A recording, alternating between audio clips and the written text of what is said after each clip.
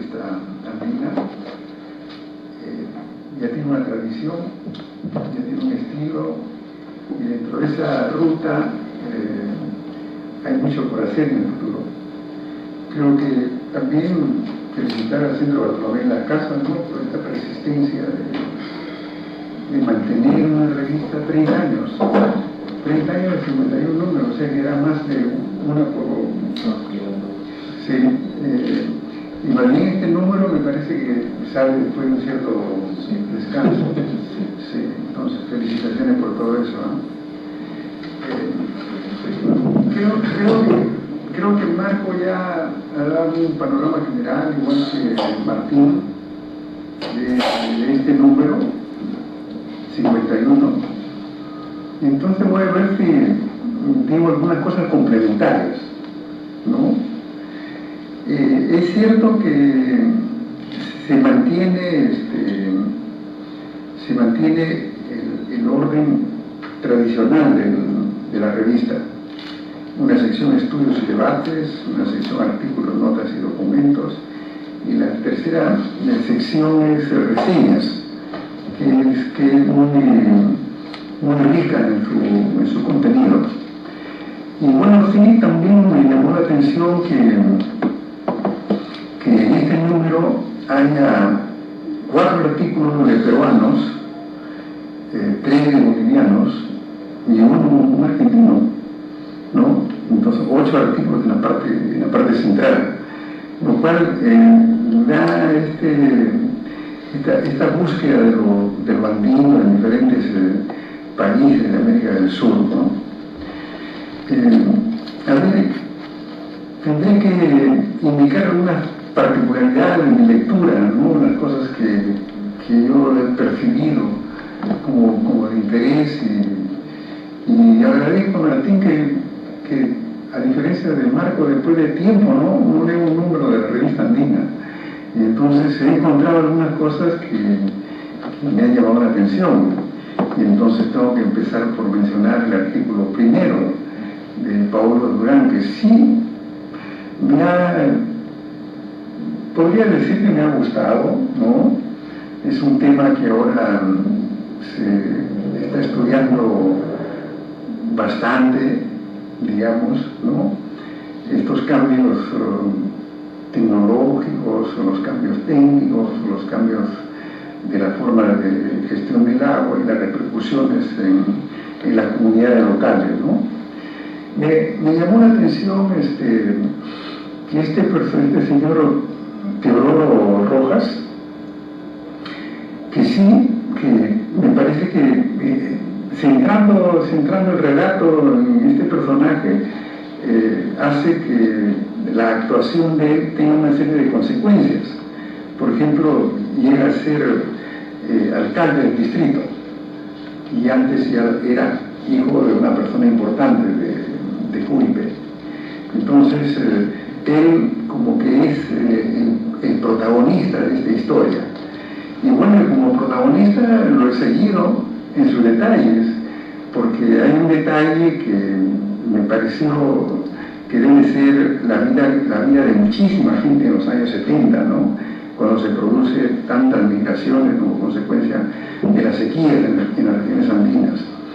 Y es que Teodoro Rojas llega a Lima por el 75-76 y se casa con una mujer de la costa norte, y en particular del Valle de Jequetepeque, que es mi valle, que he estudiado, que lo conozco en sus detalles. Entonces dije, tengo aquí un derrotero interesante. Y él, al parecer, una de las características del artículo de Paulo Durán es que no da muchos datos específicos. Si bien habla de Culpe, si bien dice que es una comunidad, pero bueno, hay muchas que son comunidades, que son propietarios, pequeños propietarios que se agrupan y para vivir en paz se llaman comunidad, pero en realidad son una asociación de pequeños propietarios, pequeños minifundistas. No sé si es el caso de Culpe, ¿no? Pero me llama la atención, voy a detenerme en este personaje, ¿no?, que vaya al Valle de Jequetepeque, que es una represa central, diferencia de otras represas laterales, como la que está un poco al norte y la que está un poco más al norte, la que está en el valle de Ixtepeque es una represa central, que tomó, yo diría, 30 años al azar Hitler, la construcción de la represa. Los estudios, Carlos Hamán debe conocer muy bien eso, los estudios geológicos, arqueológicos, económicos, de caudal de la descarga del río, tomaron mucho tiempo. Tanto tiempo que escribieron 10 volúmenes, que me sirvió para mi tesis doctoral. Estoy muy agradecido de Salzgitter, ¿no? Esta compañía alemana. Y bueno, Teodoro Rojas tomó esto como un ejemplo, que es un ejemplo bien discutible, ¿no? Bien discutible, porque la represa central transformó todo el sistema de regadío en la parte baja y creó muchos problemas. Es una discusión, ¿no? Es una discusión, porque además la represa de Gallito Ciego, que va a producir el embalse de Tembladera, que es un embalse gigantesco, en su primera etapa era embalse y represa para regularizar el río de todo el valle, de la parte baja del delta. Pero la segunda etapa era probablemente la más importante, que era la generación de electricidad para el valle y para los valles vecinos. Y esa segunda etapa nunca vino. Vendrá de repente en el futuro, pero ahí se está perdiendo una fuerza hidráulica extraordinaria. Ahora, yo digo, ¿cómo es que Teodoro Rojas, de contemplar la represa de Gallito Ciego, se le ocurre esta idea? Claro, es tan imponente la represa de Gallito Ciego, es tan difícil verdaderamente de poder trasladar la idea, que me he quedado admirado y me he quedado con esta curiosidad de saber más de este personaje, ¿no? Pero lo cierto es que la represa de Gallito Ciego transformó el delta del valle, creó muchas necesidades. Los antiguos sistemas de regadío entraron en crisis y ahora hay sistemas de regadío muy diferentes. Bueno, hay muchas cosas que podría decir, pero él fue a Cumpe y comenzó la discusión. Y él dice que no había intervención del Estado. Y Carlos dice, es un ejemplo que no hay intervención del Estado. Y yo he mirado la represa, pero bueno, no es, pero sí tiene ciertas características que demandan un 19. Página 19. Tiene ciertas características que demandan cálculos, ingenieros calculistas, pero no hay detalles, ¿no? Parecería que fue hecha con faenas. Y no he visto las compuertas tampoco, porque parece que el embalse es para utilizar el agua a través de la aspersión y del goteo. Claro, no quiero ser el crítico, no está Paolo Durán esta noche, ¿no? Pero yo diría que sí, que es interesante lo que muestra, pero me hubiera gustado saber más de la forma como se construyó la tecnología constructiva del embalse, de la represa, de la presa en realidad, ¿no? Que es que evidentemente mirándola así en la foto, hay un trabajo de calculistas. Y bueno, hay no sé cuántos miles de bolsas de cemento que se gastaron. Bueno, eso no aparece, y también me impresionó que el 60% dijera sí participamos que son el 50% de pequeños propietarios, sí participamos, y el 40% dijo no participamos. Eso me parece muy extraño, muy extraño. No sé qué población tenía Cumpe, Me parece que un etnógrafo, un historiador, cuando estudia la cuenca alta, lo primero que hace es mirar la geografía y mirar la población, ¿no? Y tratar de establecer, hacer un pequeño catastro de los suelos cultivados. En todo caso, estos años en que se construye la pequeña presa, esta pequeña presa que tiene su nombre, ¿cómo se llama? Yanaciri. Yanaciri 1 y después hay Yanaciri 2, ¿no? Y en los años de la guerra, ¿no es cierto? Del 83 al 89. Hay muchas cosas que me parecen que quedan como que no están explicadas. La apuesta central me parece interesante, ¿no? Se recurre a una presa, se produce un embalse y se riega por aspersión y por goteo, y eso aumenta la producción. No lo sé.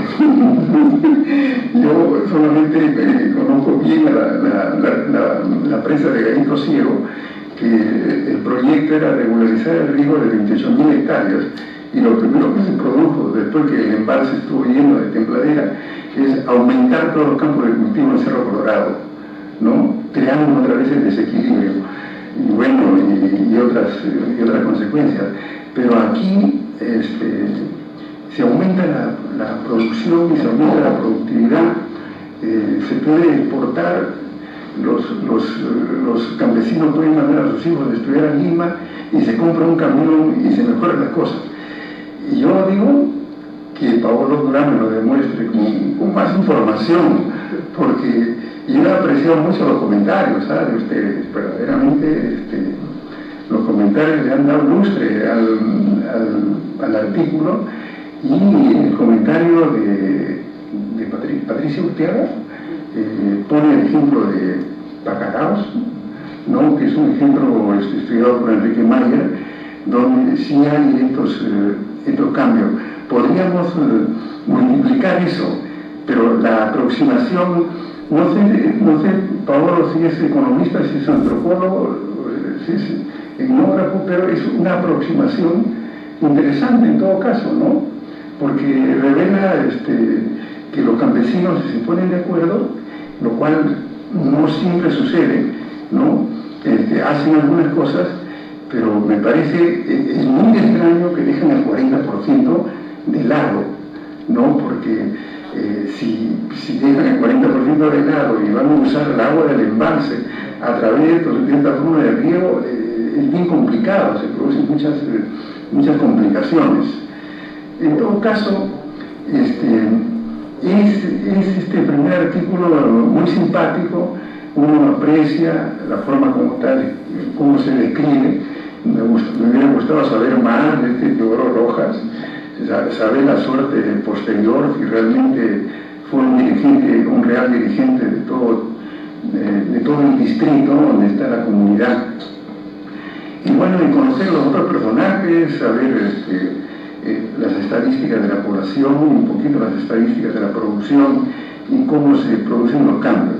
Pero sí, lo que queda como lección es que es un interesante ejemplo de cambios que los mismos campesinos realizan, y que me hizo recordar a mí como historiador la ley de conscripción vial de la época de Leguía, ¿no? Donde hay muchos historiadores que se desgarran criticando a Leguía y diciendo que era una forma de expropiación del trabajo de las poblaciones, pero muchos campesinos estuvieron, ellos voluntariamente participaron en la construcción de carreteras.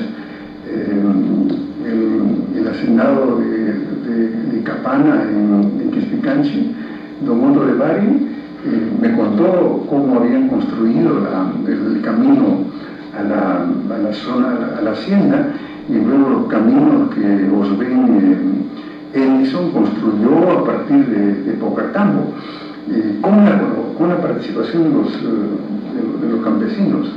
Bueno, no quiero presentar una historia diferente tan rápido, pero aquí es un ejemplo de cómo la población participa en estas actividades. Bueno, no me voy a detener tanto ya en los otros, pero sí, este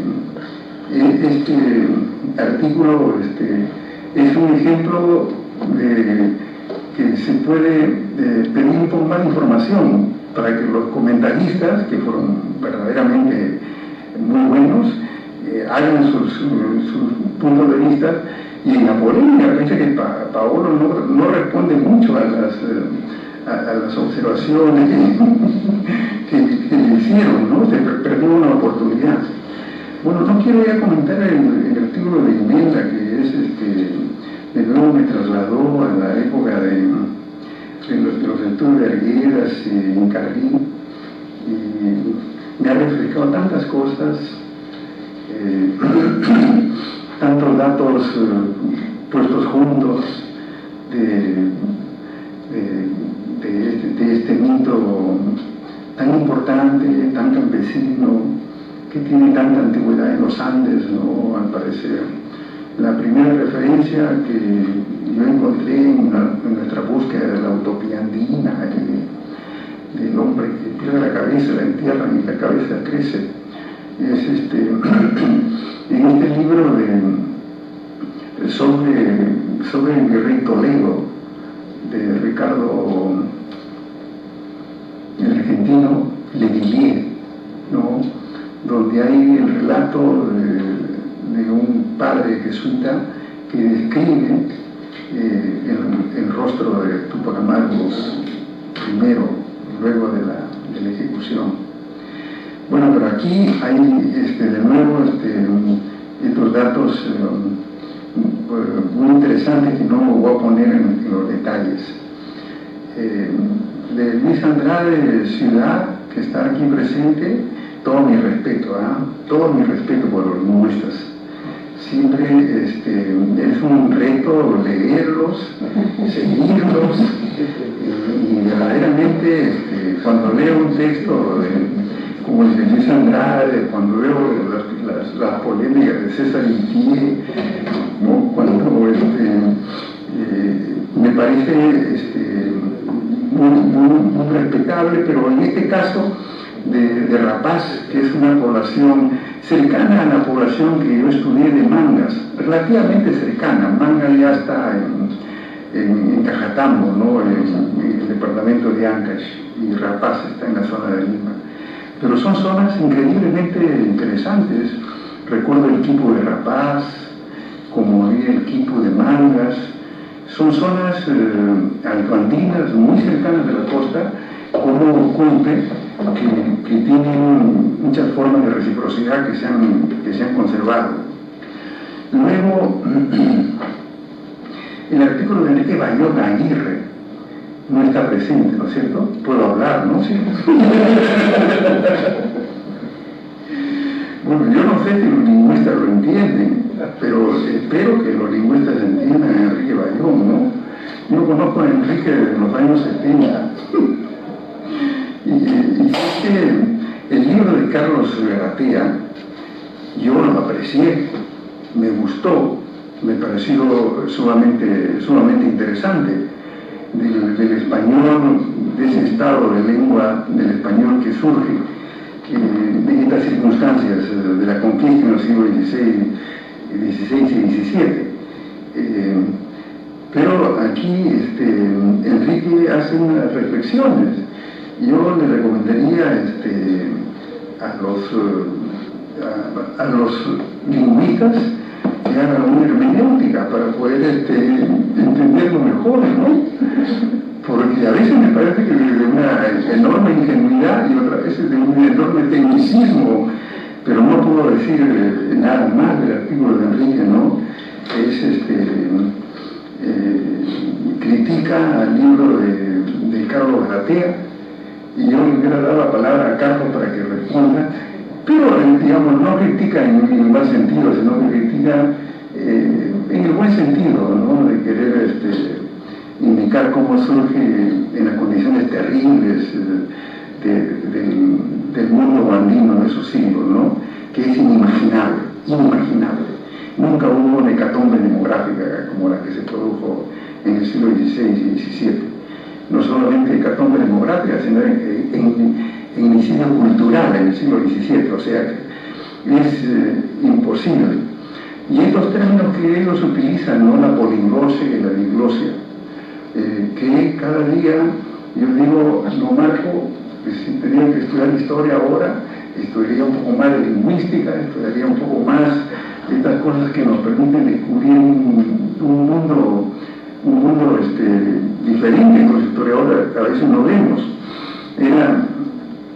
Cuando ellos dicen diglosia, cuando dicen poliglosia, normalmente la poliglosia debería haber originado ya una lengua diferente, aunque no sé por el tiempo de los lingüistas, ¿no?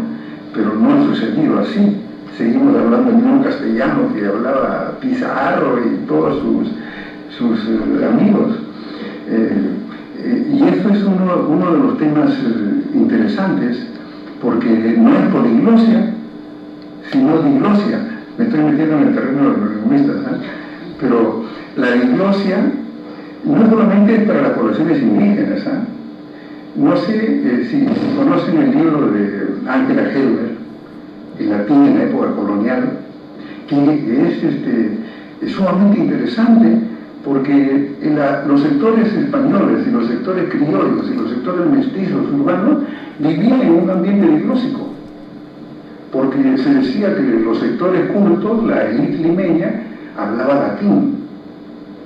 Y hay un padre de 1758, que es el padre Esteban, disculpe que dude de los nombres, pero ahora estoy recurriendo a mis... que publica un libro que se llama El latín para la formación de los niños. Y en este libro, este padre, que verdaderamente era un personaje que publicó en Lima, y su libro se replicó en México a los 2 años una edición y a los 3 años otra edición. Él decía, ¿cómo es que en Lima se enseña el latín? Con estos métodos que no conducen a nada. Y él dice, estoy convencido de que en Lima, en la escuela de latinidad, en San Marcos, nadie sabe latín. Eso es para una investigación lingüística, pero el libro de Ángela Helber un poco revela que la diglosia afectaba a Lima, porque uno decía que hablaban latín y se producía esta cosa ya fantasmagórica, ¿no? De que las tesis en San Marcos se sustentaban en latín y no sabían el latín. Yo digo que si tenemos una base prehistórica de la mala educación en el Perú, proviene de estos siglos coloniales, de un desencuentro, verdaderamente. Yo con este padre que iba a hacer propaganda y no me acuerdo el nombre de ese Marco, verdaderamente está publicado en el tomo 3 del Pensamiento Educativo Peruano, ¿no? Porque en toda la parte de su discusión de lo que es el nuevo pensamiento europeo, ¿no? Está ahí. Entonces,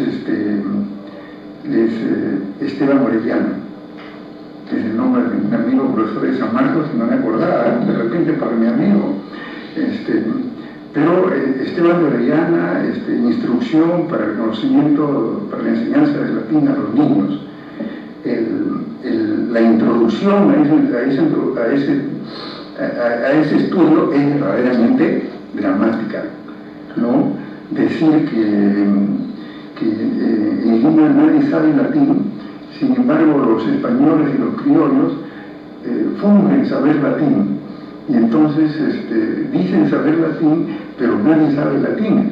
Y hay un intelectual peruano, Pedro Peralta Ibarnuevo, que escribió en latín, y él critica todos los textos que se escribieron en latín, y dijo, ¿saben por qué no se aprende el latín? Porque es una lengua muerta, y las lenguas muertas y las lenguas se aprenden solamente en la práctica.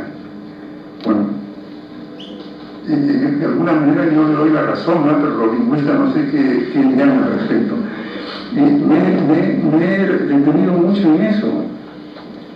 Pero digo otra cosa de Juan Javier Rivera Andía, que ha recuperado los documentos de Alejandro Vivanco, que son documentos de visitas a 27 poblaciones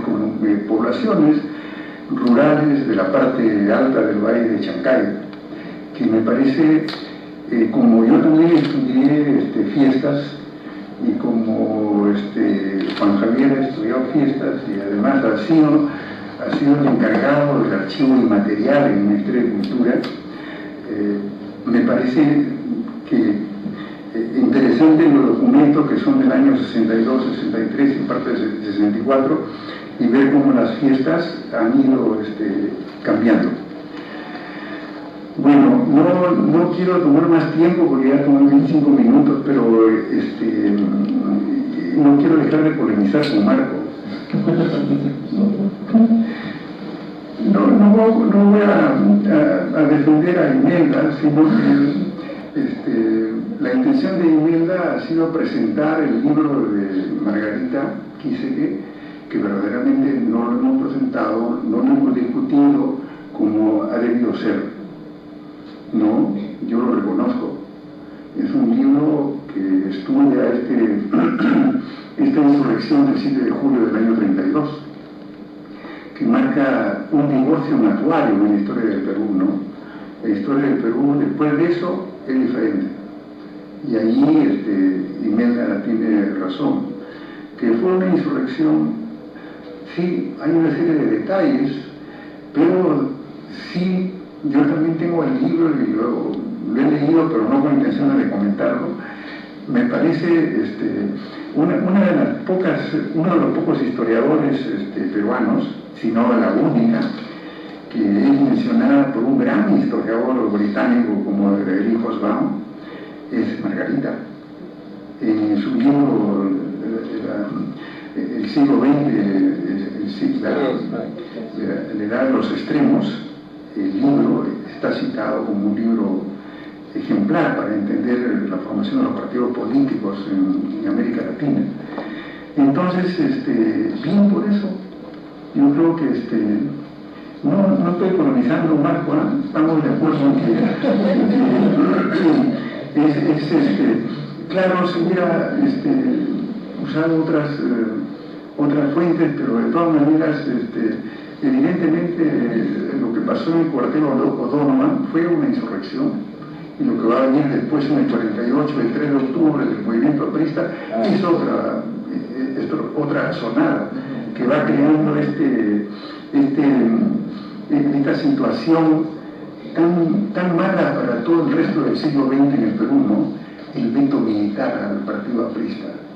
Porque si no hubiera habido el veto militar al partido aprista, hace tiempo que nos hubiéramos superado ese trauma. Incluso recién en los años 80, ¿no? Y otra vez de nuevo, verdaderamente.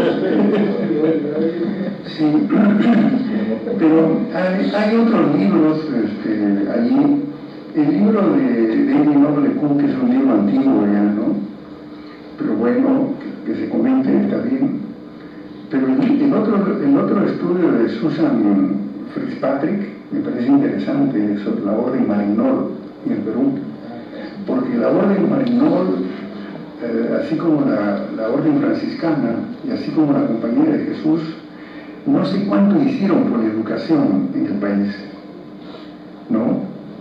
Ahora en este momento la Orden Marignol como que ha descendido, pero la Orden Marignol entre el 44 y el 44 tuvo una estrecha relación con el pensamiento de la teología de la liberación. Y eso, hay muchos detalles en ese comentario que verdaderamente hacen necesaria una traducción de ese libro. Yo creo que por allí hay una veta histórica interesante. Por ejemplo, el libro de Stahl, que no se conoce mucho, pero todas estas organizaciones religiosas, congregaciones religiosas, que han tenido un destacado papel en la educación. Ahora, la Compañía de Jesús, por ejemplo, en Lima tiene 32 escuelas Fe y Alegría, y tiene 70 escuelas Fe y Alegría en el Perú, y tiene como 300 escuelas en América Latina. Es decir, es un aporte sustancial y una demostración que no solamente es un problema de que pagan menos, pagan más, la lucha por los salarios, es también un tema de gestión. Y en los colegios, fe y alegría, la gestión es la misma, pero con otros gestores. Ya ahí me detengo. Muchas gracias. Bueno, muchas gracias a ambos por los comentarios. Y efectivamente esa es justamente la idea de Revista Andina, que siga siendo un espacio de polémica, y por eso es que esa es la razón, por ejemplo, cuando se escoge el artículo central que crea pasiones en el sentido que a algunos les gusta mucho, otros encuentran detalles, y eso es lo que permite elaborar luego los comentarios y las polémicas. Y una cosa que yo quería resaltar para terminar era que creo que hay cosas importantes que se han dicho sobre este número. Sí, efectivamente, una de las cosas importantes es que una de las cosas que están buscando es que la revista Andina cubra todo el espacio andino, ¿no? Entonces, y por eso es que buscamos artículos sobre Argentina, o sea, digamos, artículos sobre Bolivia, y estamos tratando también de tener artículos para próximos números, artículos sobre Ecuador o Colombia. Y la otra cosa es que sí, que el formato, la idea del formato es que no cambie, que efectivamente mantenga una identidad con el formato. Tal vez el único anuncio que yo pueda hacer, el único cambio es que vamos a separar un poco mejor la sección de artículos en unos documentos y notas separados para hacer una distinción más clara, ¿no? de algunos aspectos, porque es una cuestión de jerarquía entre el artículo de investigación y una nota. Bueno, muchas gracias a todos por haber venido. Les agradezco mucho que hayan estado aquí, y especialmente a los dos comentaristas. Bueno, hasta luego, muchas gracias.